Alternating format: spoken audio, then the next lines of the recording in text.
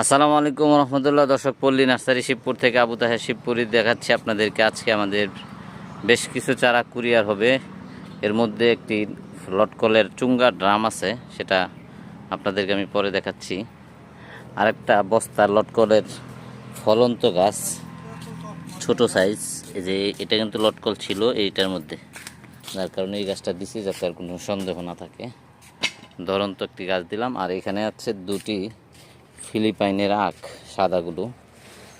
এগুলো কাইটটা লাগাই দিলে প্রচুর পরিমাণে আখ হবে।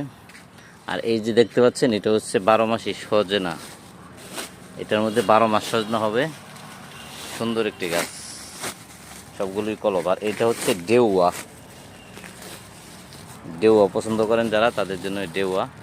আর এখানে আছে রামবুটানের কলমের চারা। এটা হচ্ছে হলুদ।